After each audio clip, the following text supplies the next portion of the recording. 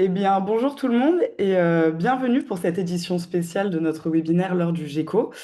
Je suis Solène Payard et aujourd'hui je suis notamment accompagnée de Jeanne-Henri, que vous pouvez voir sur votre écran. Nous travaillons toutes les deux à l'élaboration et à l'édition de la revue. Donc pour ceux qui ne connaîtraient pas encore GECO, c'est un jeune magazine de vulgarisation scientifique qui est édité par l'Association des naturalistes de Mayotte dans le cadre d'un programme international qui s'appelle Varuna Biodiversité et qui porte d'autres projets en lien avec la biodiversité. Nous concernant, la revue GECO, donc elle se consacre à la biodiversité dans le sud-ouest de l'océan Indien. C'est une zone géographique qui est très précise, mais que nous n'avons pas choisie au hasard, puisque les îles de cette région, donc Madagascar, Mayotte, La Réunion, les Comores, les Seychelles, Maurice et Rodrigue, ainsi que les TAF, constituent ce qu'on appelle un hotspot de biodiversité à travers le monde. C'est donc une zone où il y a notamment un très fort endémisme, mais où la biodiversité est très directement menacée par les activités humaines, qu'on appelle aussi les activités anthropiques. Donc, à travers un magazine papier semestriel, GECO vise à créer un espace d'échange et de retour d'expérience entre les acteurs de terrain, qu'il s'agisse de scientifiques, de la société civile, de gestionnaires d'aires protégées, d'ONG, mais aussi avec la sphère politique, tout en sensibilisant le grand public. Le but donc, c'est d'encourager l'échange de bonnes pratiques entre les différentes îles de la région, qui sont proches et qui partagent souvent des problématiques similaires. Au-delà de la revue imprimée, GECO, c'est aussi un site internet avec de l'actualité qui est mise en ligne plusieurs fois par semaine, et le tout qui est accessible 100% gratuitement. Super, merci beaucoup Solène. Bonjour à toutes et à tous. Alors, pour introduire notre webinaire sur la restauration corallienne, nous vous invitons à participer à un jeu collectif. Donc, l'idée serait que vous utilisiez le chat présent dans votre application Zoom et que vous nous dites en un mot ce que vous évoque la notion de restauration corallienne. Alors, on a pépinière, bouture, survie, fragmentation, artificielle, protection, survie et avenir des récifs, coup de pouce, service écosystémique, biodiversité, sélection, adaptation, résilience, S'il y en a qui n'ont pas encore répondu, n'hésitez pas à le faire dans le chat. connectivité, restauration, suivi monitoring, réhabilitation, suivi écologique, conservation, guérir et résilience, retour sur investissement, challenge, gestion durable, symbolique. On a été bien servi. En tout cas, merci pour vos réponses qui mettent en lumière cette notion qui peut parfois sembler abstraite. Donc, pour élucider ce qu'est la restauration corallienne dans sa théorie comme dans sa pratique, on ouvrira notre webinaire avec Aronia Falinira de l'Institut halieutique des sciences marines et des pêcheries de Madagascar, puis cap sur le parc national de Chisilwani à Anjouan, avec Ali Youssouf Ben et Alifa Zouboudou, qui partageront leur expérience concrète de transplantation et de pouturage de coraux. On ira ensuite à Mitsamiouli, à la Grande Comore, avec Najim Alibouana, qui montrera comment la restauration peut devenir une réponse collective et écosystémique face au changement climatique. Et pour conclure, direction Rodrigue, Brian Young nous expliquera en vidéo comment la jeunesse s'engage déjà pour sauvegarder les récifs coralliens. Alors n'hésitez pas à utiliser le chat à tout moment pour y déposer vos questions, à poser à nos invités. Nous avons prévu un temps d'échange rien que pour vous, alors restez jusqu'à la fin. Super. Alors, Aroniaina Palinera, bonjour. Vous êtes doctorant en sciences marines à l'Institut halieutique et des sciences marines, dit IHSM, de l'Université de Toliara, à Madagascar. Vous vous êtes spécialisé dans la recherche et la conservation des écosystèmes récifaux, ainsi que dans l'analyse des dimensions socio-économiques et du bien-être des communautés côtières dépendantes des ressources marines. À Roniaina, aujourd'hui, le constat est sans appel. Les récifs coralliens de notre région sont gravement menacés par le réchauffement climatique et les pressions d'origine humaine. Dans un premier temps, pouvez-vous nous expliquer l'importance écologique des récifs, les enjeux auxquels ils sont confrontés, ainsi que leur état de santé actuel? Même si les récifs ne couvrent que 0,2% du plancher océanique, ils abritent à eux seuls un quart de toute la biodiversité marine. Ils jouent un rôle vital sur la protection de nos côtes, surtout contre l'érosion et les tempêtes, et soutiennent la sécurité alimentaire et le bien-être de centaines de millions de personnes. Leur valeur annuelle est très importante sur le plan économique. Ils génèrent une valeur économique annuelle de 2,7 trillions de dollars. Cependant, ces écosystèmes font face à des multiples pressions à l'échelle mondiale. Le changement climatique entraîne le blanchissement des coraux et l'acidification des océans qui compromettent en fait leur survie. Et à l'échelle locale, ils subissent la pollution anthropique comme les apports terrigiennes qui sont les conséquences des apports excessifs de nutriments et aussi des sédiments et l'accumulation des déchets marins, ainsi que la pêche, la surpêche et certaines pratiques destructrices. En fait, ces pressions combinées fragilisent leur capacité de résilience. Sur la situation actuelle, les données scientifiques sont très alarmantes. Selon le GCRMN, le Global Coral Reef Monitoring Network, en fait, c'est un réseau mondial de scientifiques, de gestionnaires et d'organisations qui suivent l'état et les tendances des récifs coralliens dans le monde entier afin de fournir des informations scientifiques pour leur conservation et leur gestion. Et selon le rapport de 2020, on a perdu une grande partie de coraux ces 40 dernières années. Et rien qu'entre 2009 et 2018, environ 14% des récifs coralliens mondiaux ont disparu. Pouvez-vous maintenant nous expliquer quel rôle peut jouer la restauration corallienne face au déclin de ces récifs? Pour commencer, j'aimerais définir ce qu'est la restauration corallienne. En fait, il s'agit d'un processus visant à ramener l'écosystème aussi proche que possible de son état d'origine. Donc, en termes de structure, de biodiversité et de fonction écologique. La restauration corallienne peut être un outil puissant car elle permet de maintenir des populations de coraux viables, de limiter les déclins et de soutenir la régénération naturelle. Elle contribue aussi à reconstruire les habitats et les services écosystémiques. Et enfin, elle renforce la résilience des communautés côtières en garantissant sécurité alimentaire, revenus et protection littorale. Alors, différentes méthodes existent pour restaurer les coraux. Quelles sont-elles et comment sont-elles mises en place? Oh oui. En fait, il y a plusieurs méthodes et je ne vais pas m'étaler sur les listes exhaustives, mais les plus utilisées, en fait, ce sont la transplantation qui consiste à planter ou fixer des fragments de peau sur des substrats durs ou, comme on voit sur l'image, sur euh, une structure métallique. Ensuite, il y a les nurseries, que ce soit en mer, avec des cordes, des tables ou des structures suspendues, ou en bassin contrôlé. Et l'objectif de nurserie, c'est de pouvoir réintroduire les coraux une fois qu'ils se sont bien développés.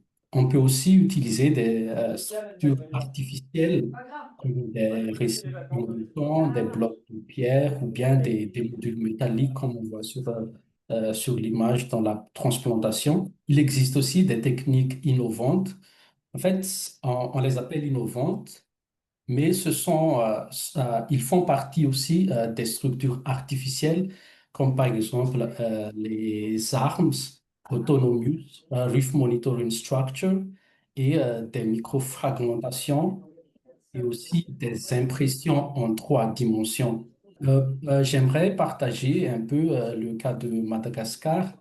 Ce qu'on fait ici à l'IHSM, on utilise cette technique ARMS.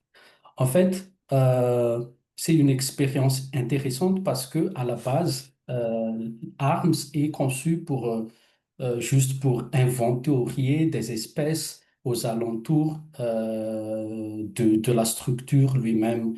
Des recherches ont montré que ces structures attirent plus de 80% des organismes marins Donc, la stratégie est de placer les armes dans des zones riches en biodiversité, puis on les transfère dans les récifs artificiels. Notre cas, là, c'était des blocs de pierre. Donc, l'objectif est de pouvoir transporter et implanter la biodiversité qu'on a trouvée dans des milieux riches en biodiversité vers notre récif artificiel. Toutefois, la réussite de la restauration dépend de plusieurs facteurs, notamment le site et aussi des suivis sur le long terme pour évaluer la survie, la croissance, le recrutement naturel des coraux. Il est aussi important que les communautés soient impliquées parce que cela en fait l'appropriation et la durabilité des structures qu'on a déployées dans la mer. Enfin, un cadre politique et réglementaire solide peut être encadré, en fait, doit encadrer ces actions-là. Comme la restauration ici, on sait très bien que c'est en fait un outil très important alors sur la régénération, réhabilitation et la restauration proprement dite de l'écosystème, mais elle n'est pas suffisante. Elle doit être considérée comme un outil complémentaire à la protection. Elle seule n'assure pas la résilience et donc elle doit être couplée à la gestion et à la conservation. Merci beaucoup à Roniaina Falinira. Maïline Brabant, bonjour. Vous œuvrez pour l'appui à la valorisation et à la capitalisation du projet Varuna AMP, dans lequel s'inscrivent les projets de restauration corallienne que nous allons découvrir dans quelques minutes. La parole est à vous. Merci, Jeanne. Je prends la parole quelques minutes juste pour vous donner un peu plus de contexte sur dans quel contexte les projets sont inscrits de restauration corallienne. Donc, qu'est-ce que c'est le projet Varuna MP? C'est un projet qui favorise le partage d'outils et d'expériences tout en soutenant des initiatives locales et en renforçant les compétences des équipes de différentes aires marines de la région du sud-ouest de l'océan Indien, donc particulièrement dans les territoires insulaires. Il a été créé pour répondre aux besoins techniques d'innovation et de coopération et contribuer à une gestion adaptative des aires marines du sud-ouest de l'océan Indien. Donc, quelles sont les principales actions qui sont mises en œuvre par le projet Varuna AMP? Principalement des formations et ateliers techniques pour développer les compétences des gestionnaires d'aires marines de la région, faire du réseautage et échange d'expériences entre pairs pour partager savoir-faire et bonnes pratiques. Et finalement, à travers des appels à projets annuels qui permettent de soutenir des initiatives concrètes sur le terrain et de renforcer la coopération régionale. Il y en a trois. Donc, en premier, le tutorat. Donc, c'est qui prend place quand un gestionnaire d'une aire marine plus expérimenté sur un domaine en particulier va accompagner un autre gestionnaire d'aire marine de la région pour développer de nouvelles compétences ou renforcer ses compétences.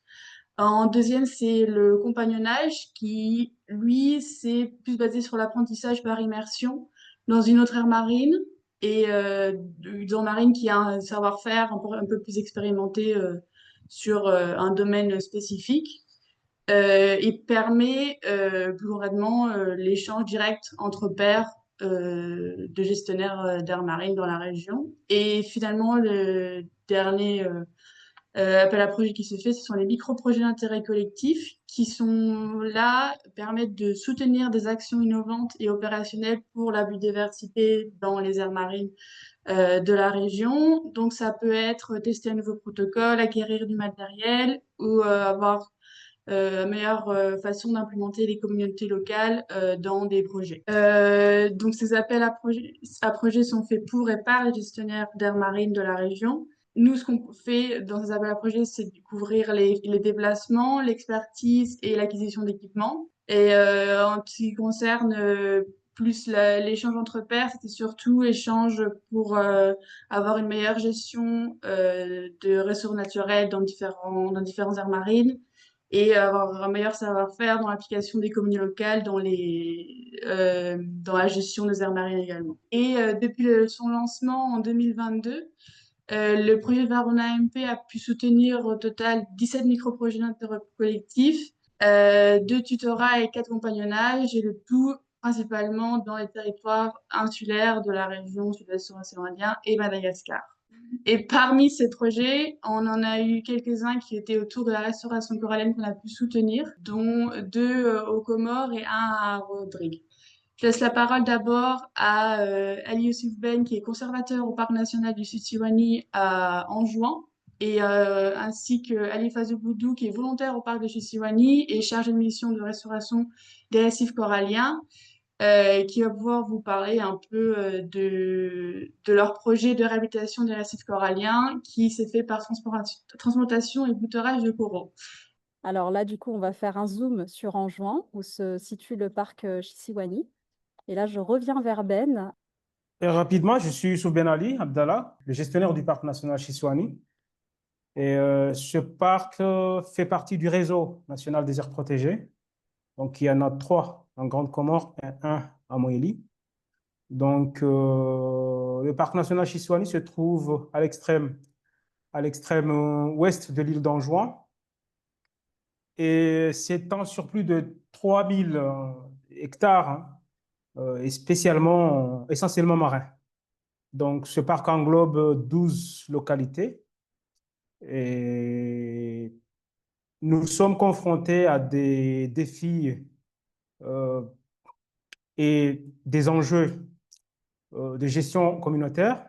Donc, nos communautés côtières dépendent fortement des ressources marines et les pratiques extractives non durables, le manque de moyens et de formation, ainsi que la dégradation des récifs et des écosystèmes côtiers représentent des menaces majeures pour nos écosystèmes et pour le patrimoine naturel en général.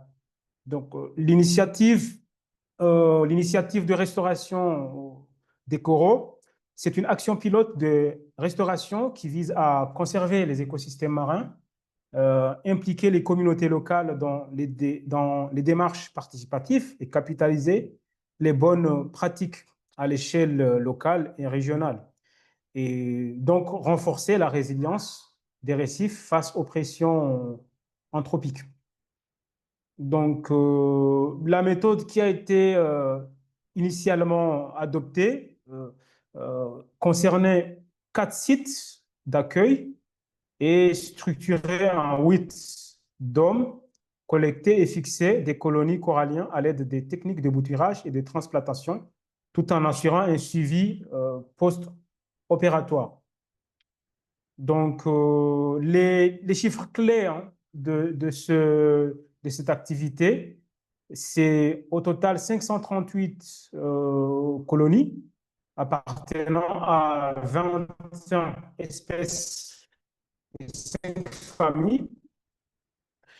Donc, les points forts de c'est les capacités locales et d'initier des partenariats scientifiques pour le suivi et d'ouvrir des perspectives de réplication dans d'autres localités et de préparer des circuits écotouristiques liés au récif.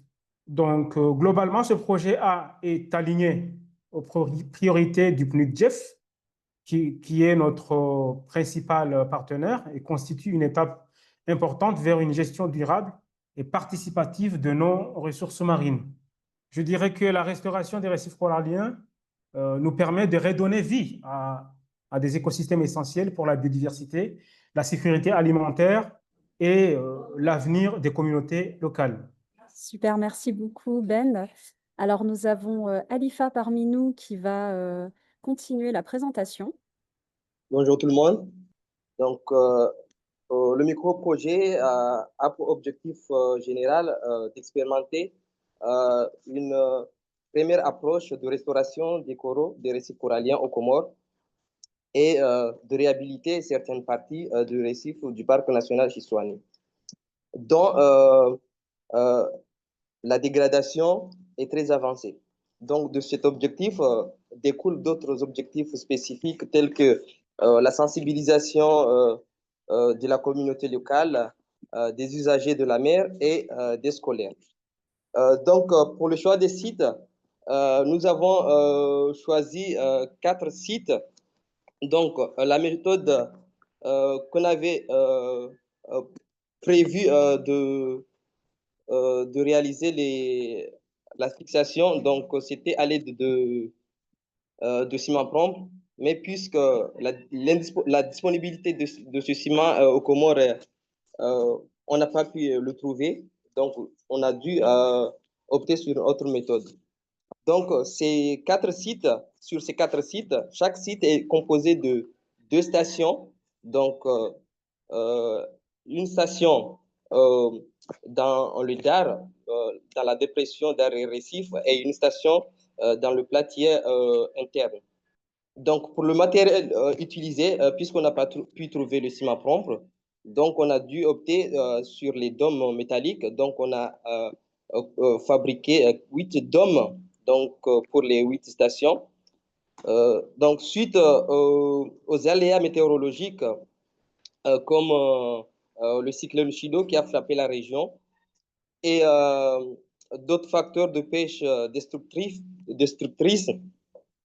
Donc, nous avons jugé utile pour sécuriser les dômes.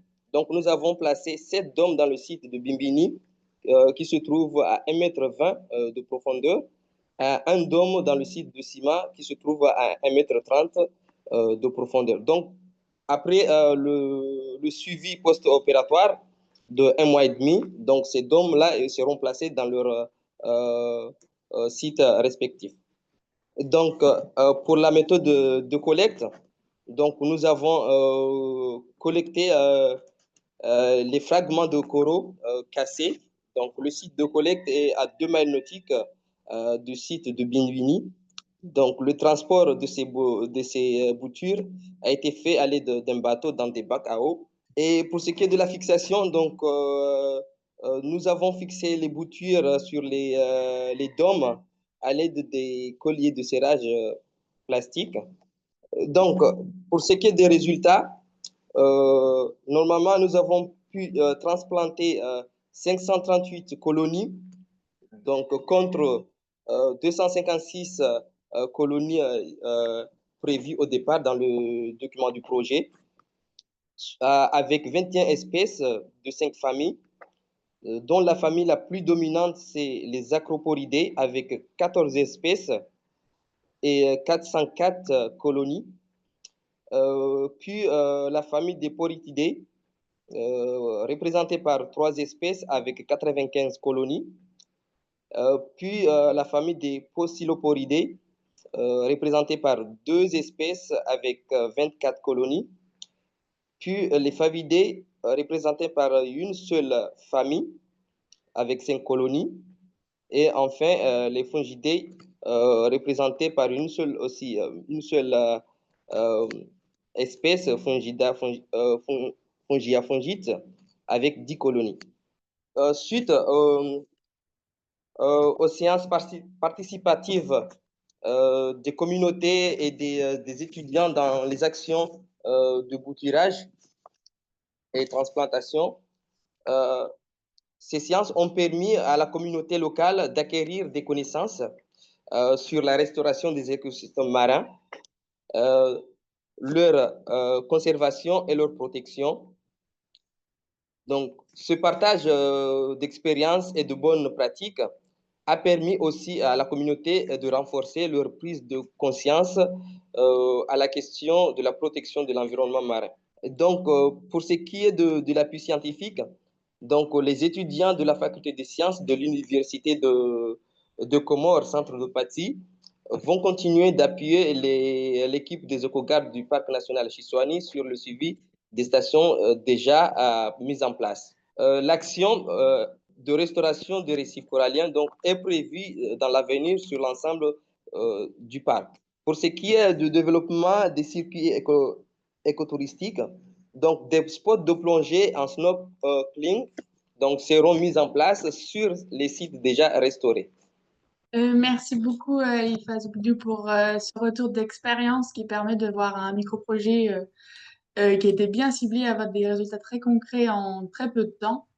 Et maintenant, je vais laisser la parole à Najim Alibiouna pour parler d'un tutorat dont le Parc national du Michamelienne-Drouet a pu acquérir pour faire de la restauration corallienne et renforcer les compétences de l'équipe en restauration corallienne. La parole est à vous.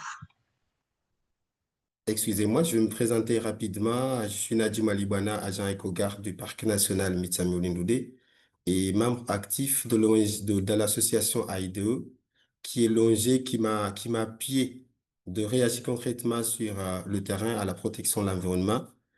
Et je suis intégré dans l'équipe de suivi écologique des grands habitats marins. Dans ce contexte, je suis formé en plongeur sous-marine jusqu'à niveau 3 et j'ai eu également l'opportunité d'être sélectionné parmi les agents du parc pour une formation de restauration de récifs coralliens à travers le projet tutorat dont il fait l'objet de ma présentation aujourd'hui. Et je vais rapidement vous présenter les caractéristiques du parc. Le parc de Mitsamiolindoudou situé au nord de l'île de la Grande Comore avec une superficie de 23,14 km², avec un nombre d'habitants qui est au nombre de 30 285 habitants. Ce que vous pouvez, et puis comme vous le voyez ici, 80% de la population locale en dépend beaucoup plus de la ressource marine sur ce parc. Je vais parler rapidement des menaces, les menaces sur le récif corallien. Sur les menaces, ils sont autant naturelles qu'anthropiques. Naturel, c'est par rapport aux pêches destructives, surtout, ça a été constaté à travers les femmes pêcheuses, parce que eux, ils font des pêches à pied. Les femmes pêcheuses en particulier pratiquent la pêche à pied sur les platiers récifaux pour se nourrir et générer de revenus aussi.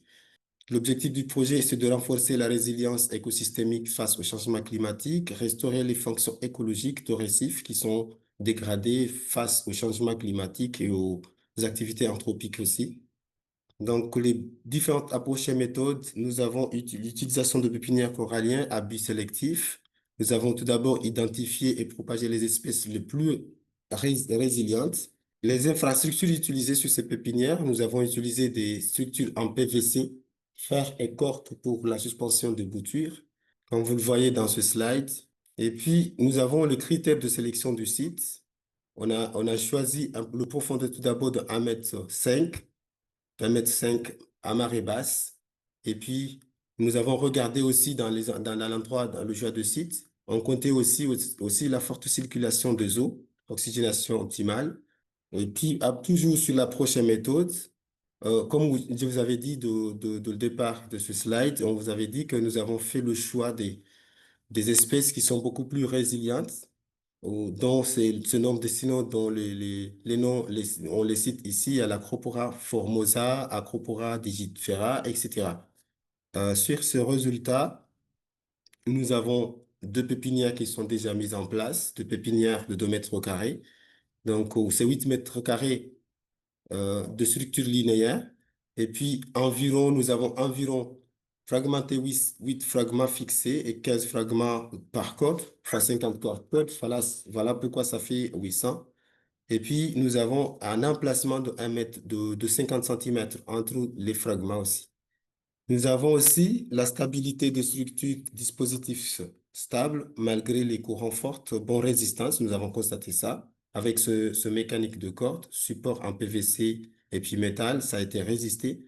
Et puis la surface de restauration estimée est de 0,25 m², 800 fragments jusqu'à 200 m² de récif à restaurer.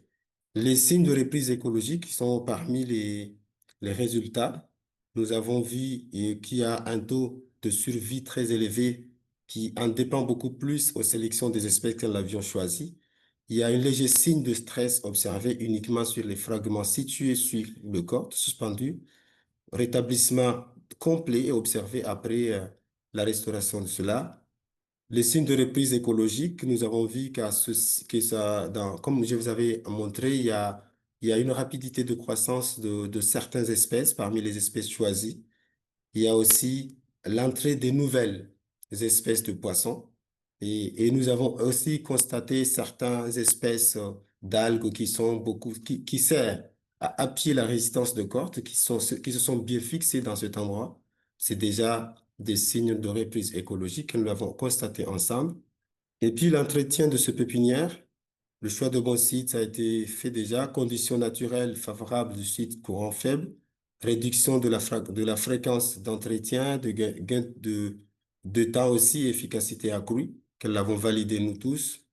Donc, pour le suivi et l'entretien de ce pépinière, on utilise des brosses à dents, couteaux de cuisine à petite brosse plastique, élimination manuelle des algues, filamenteuses et nuisibles. Préservation des algues calcaires, parce que si on n'enlève pas les algues calcaires sur les cordes, parce que nous avons constaté qu'avec les algues calcaires, lorsqu'ils sont attachés dans les cordes, ça tient, ça donne la duricité de ces cordes. Donc, à l'enlever, ça va aussi fragiliser les cordes. On a préféré de les laisser. Au préalable, lors de la première suivi, par exemple, on fait des photos et puis le suivi suivant, on fait comparer les photos qu'on a fait par rapport au nombre de suivis pour voir la croissance, mais on n'a pas des outils qui sont beaucoup plus efficaces et idéaux à ça. Eh bien, les leçons à tirer, la sélection a été bien faite, taux de survie à 97%, et il y a aussi l'implication de la communauté de pêcheurs, parce qu'avec eux, lorsqu'on les fait impliquer, nous avons constaté que notre projet, ça a bien marché sur les zones, et puis nous avons aussi la croissance rapide observée chez les espèces, parmi les espèces choisies. Donc maintenant, les prochaines étapes, c'est de restaurer objectif moyen à terme 2025-2030. C'est la restauration de 1,5 hectare de récifs coralliens repartis sur 2 sites prioritaires. Et puis, il y a la planification par étape annuelle, environ 0,3 hectares par an, mobilisation de 6 pépinières. Et merci pour votre attention de partager ensemble ce projet. Merci à tous. Je Merci laisse la beaucoup, parole. Najim Ali Boina. C'est un partage très détaillé que vous avez fourni. On voit que ce tutorat a permis non seulement de transférer des compétences techniques dans le parc, et également de créer une dynamique dans la population locale au sein du parc. Et pour terminer, pour la dernière présentation, on va vous partager un micro-projet qui est lié à la fois à la restauration corallienne et l'implication des jeunes dans la conservation marine. Alors malheureusement, l'intervenant Brian Yongtinyang n'a pas pu être avec nous, donc il nous a envoyé une vidéo pour vous présenter le projet qui s'est tenu via l'association Terre-Mer Rodriguez dans l'aire marine protégée du sud-est de Rodrigue. Bonjour, je Alors, suis désolé Brian pour Yontayang, ce petit incident coordinateur de technique. projet à l'association Terre-Mer Rodriguez, située à Rodrigue. Nous avons lancé un projet de restauration des coraux avec l'aide de Varuna dans l'aire marine protégée du Sud-Est, avec l'objectif d'impliquer les jeunes de Rodrigue dans la protection de notre océan. Nous avons demandé de l'aide à Varuna pour améliorer nos compétences locales en restauration des récifs et pour former les jeunes à la plongée, à la biologie marine et aux techniques de transplantation des coraux. Notre but était de créer un jardin de coraux comme projet pilote et de sensibiliser les jeunes à l'importance de protéger notre écosystème marin. Grâce au soutien de Varuna, nous avons pu accomplir une grande partie de notre projet. Le soutien nous a permis d'acheter les équipements, de former les jeunes et d'organiser notre travail de manière plus professionnelle. C'était une expérience très enrichissante, tant sur le plan humain que technique. Ce projet a changé notre manière de suivre et de gérer les récifs. Par exemple, l'utilisation des structures spécifiques pour la culture des coraux nous a permis de mieux organiser notre suivi. Les jeunes que nous avons formés sont maintenant capables de participer à la surveillance de l'océan, ce qui renforce durablement notre capacité locale. Bien sûr, nous avons rencontré quelques difficultés. Le mauvais temps a souvent retardé les sorties en mer, et la profondeur du site a rendu la transplantation des coraux difficile avec seulement du matériel de snorkeling. Nous avons donc adapté nos méthodes en formant d'abord les jeunes à la sécurité en mer et en laissant certaines tâches plus techniques aux intervenants expérimentés. Le calendrier scolaire des jeunes a aussi demandé de la flexibilité dans notre organisation. Si je devais donner un conseil à d'autres équipes, ce serait de commencer petit, tester vos structures et impliquer les jeunes dès le début. La sensibilisation et la formation sont essentielles pour la réussite. Si c'était à refaire, j'investirais plutôt dans la formation à la plongée sous-marine, car cela permet de faire plus de choses pour la restauration des coraux en profondeur. Une petite formation sur l'entretien du matériel en mer aurait été utile. Ce projet a été une aventure humaine et scientifique très inspirante. Merci à Varuna pour leur soutien et j'encourage toutes les équipes à s'engager dans la protection des océans. À Rodrigue, ce n'est que le début de notre engagement pour les récifs coralliens. Merci. On va prendre en compte vos questions. Donc, nous avions une question de Reshad Jankirkan de Rodrigue qui demande au parc de Shisiwani si les Fujindae, vous les avez attachés au frame ou ont-elles été posées en dessous? En fait, normalement, ça a été vraiment difficile pour les fixer. Donc, du coup, ça a été posé vraiment au fond du frame. Donc, c'est dans le coin, donc entre deux côtes là. Donc, on a essayé de les fixer dans ce coin-là. Mais c'est vraiment, ça nous a pris vraiment beaucoup de temps avec beaucoup euh, de colliers de serrage parce qu'à un moment, il fallait plusieurs pour que ça bouge pas parce que c'est un peu rond, donc du coup, c'est difficile à l'attacher. Et aussi à ne pas le casser. Donc, il y avait d'autres qui étaient vraiment déjà cassés, qu'on avait trouvé cassés. Donc, on a essayé de les fixer quand même. Donc, pour le moment, il n'y a pas eu une grande évolution, mais ils ne sont pas encore morts. Ils sont là, mais voilà, ils tiennent. Super, merci beaucoup Alifa.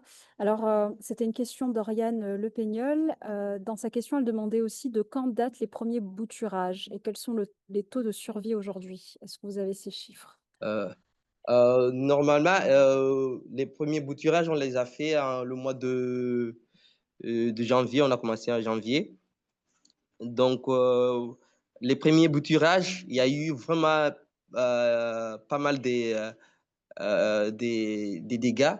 Donc, on a dû enlever presque la moitié parce qu'ils étaient morts. Donc, mais après, en fait, la deuxième campagne de bouturage.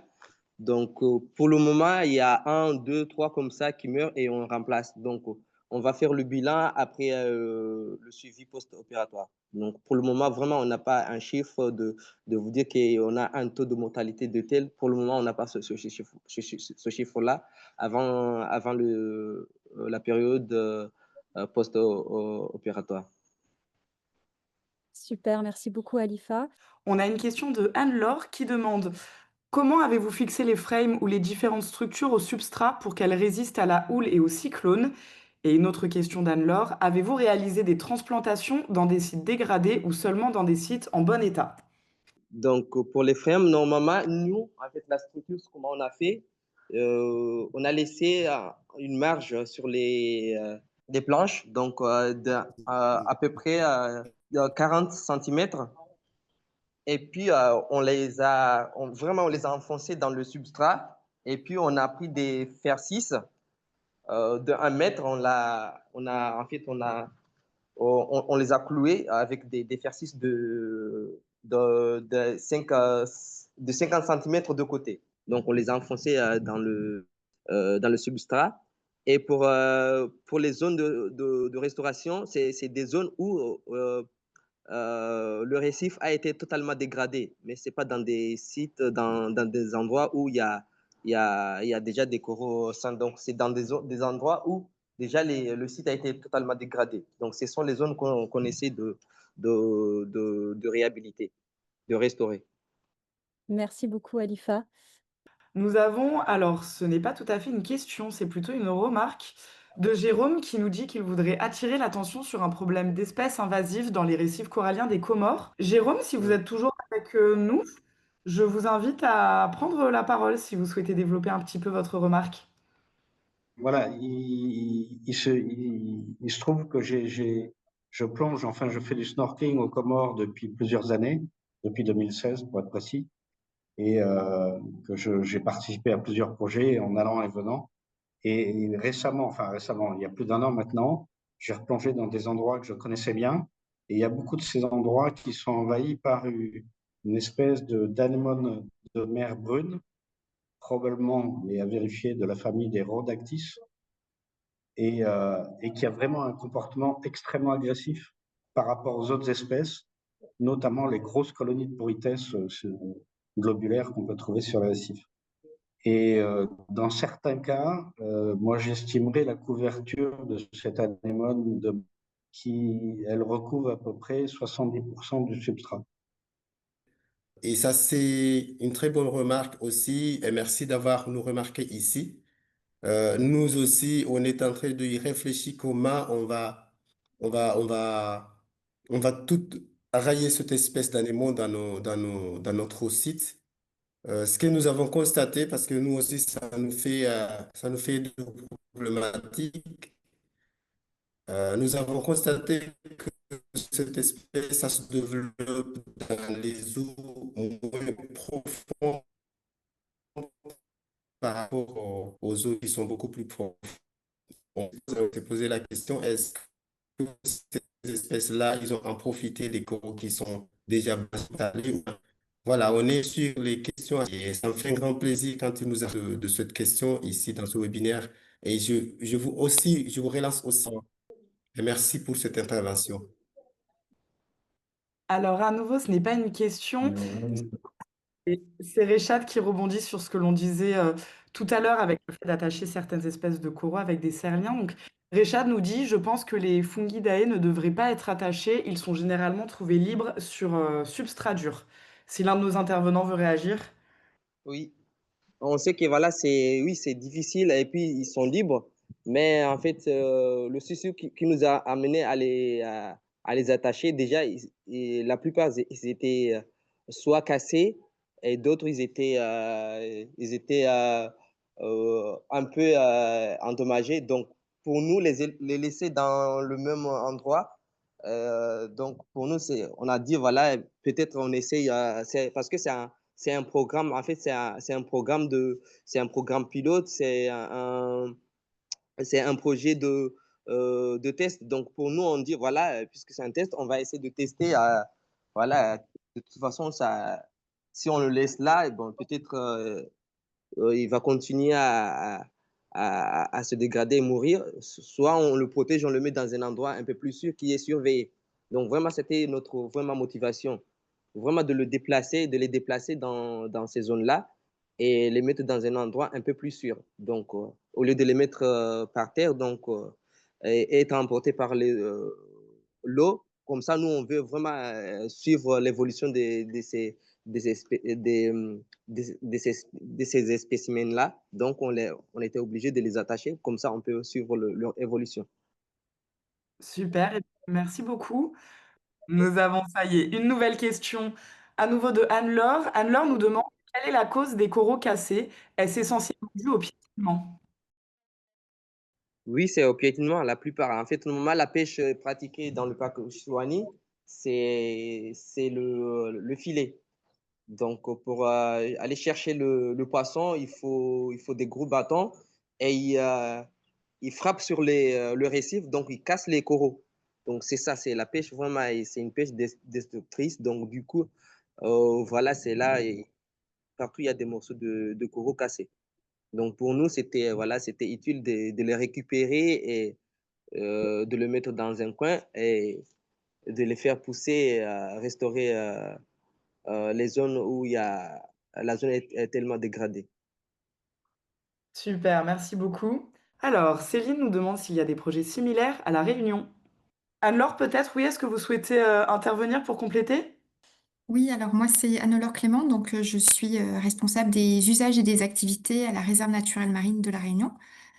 Donc oui, juste pour revenir sur les projets de transplantation ou bouturage à La Réunion, donc c'est vrai qu'il y a donc ce projet qui est porté par une association sur la côte ouest au niveau de Étang Salé, mais qui a plus une vocation de sensibilisation auprès des scolaires, du grand public, pour leur montrer voilà la vitesse de croissance des coraux qui est lente, les effets du blanchissement, de la pollution, mais ça n'a pas vraiment vocation à restaurer le milieu.